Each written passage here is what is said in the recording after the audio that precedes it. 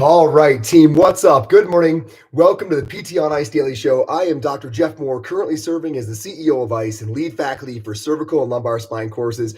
It is wonderful to be here with you on a Leadership Thursday and the return of Gut Check Thursday.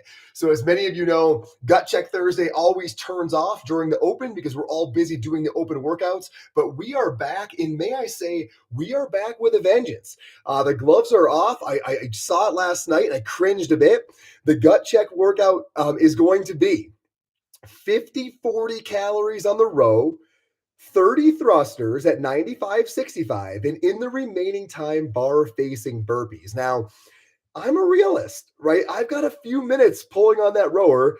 Walking into 30 thrusters pretty tired is going to hurt. And there's not going to be a ton of space for bar facing burpees. So I heard a lot of people say, I'm not looking forward to the burpees. I'm not sure everyone has to dread the burpees because I'm not entirely sure of how often we are going to get there.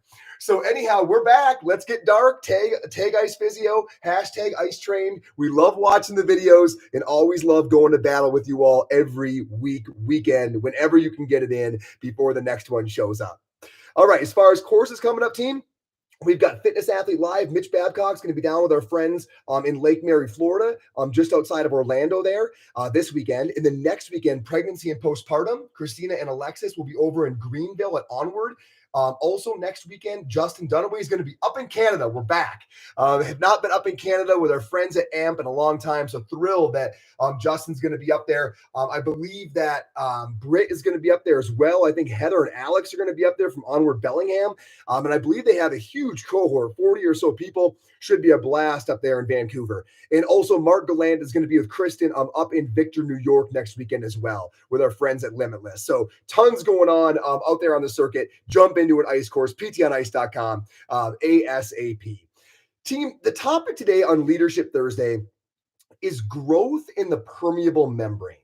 So let me start here. I've always thought osmosis was kind of rad. It was this thing that just happened right back in biology days. Like you put a cell in the right solution, or you put two neighboring cells in contact with one another, and they had these selectively permeable membranes. And if you waited long enough, the ratios would even themselves out. Like the right amount of each thing would be in each individual cell or solution. And I always thought that was fascinating. Like it was a largely passive process that allowed for important things to be transferred and things to level out. And it didn't take a lot of intervention. I just always thought osmosis was really cool when I was learning that concept. I'm here to say today that a lot of development is like this. A lot of skill development, a lot of professional development, if you will, is very similar to this. But before I make that direct statement or case, let me first give a few other examples that hopefully will flesh out the concept. So think about meditation. Think about what you're doing when you're doing mindfulness or meditation.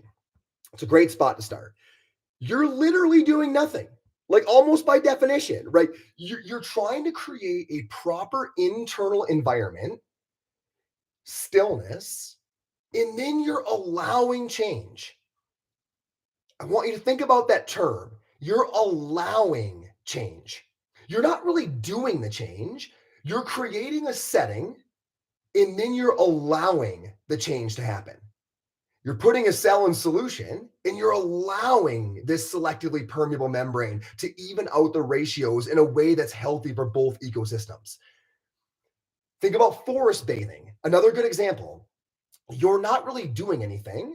You're getting in a proper external environment, and you're allowing change to happen.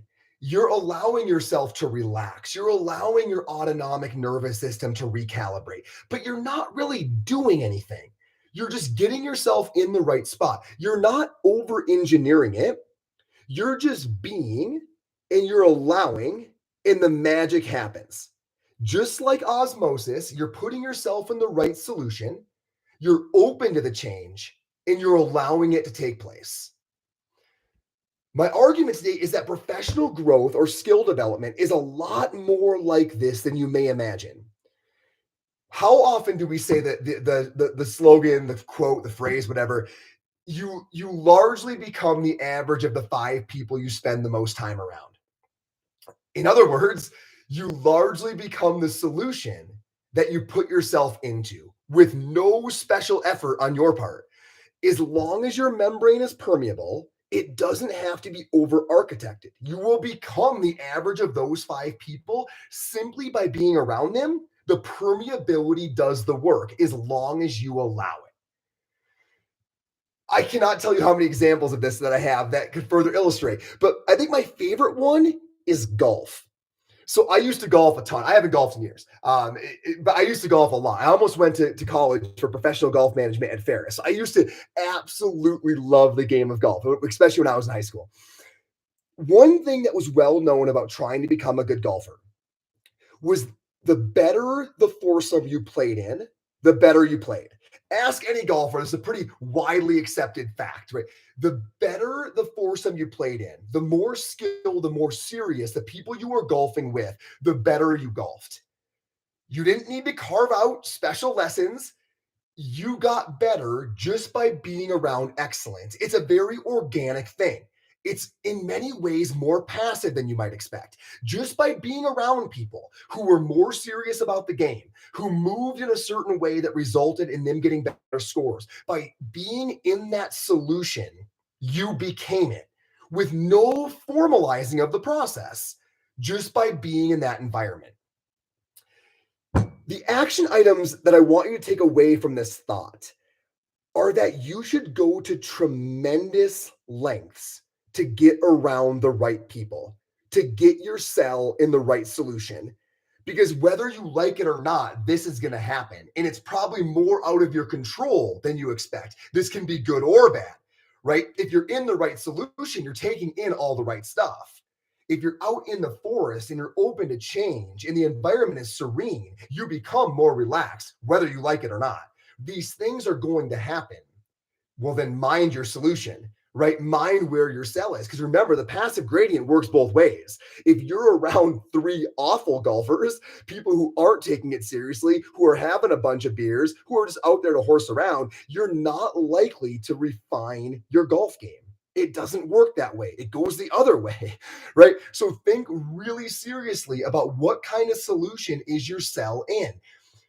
What I really want to say though today is I think you can think a little bit less about the engineering of your development when you're in excellent solution.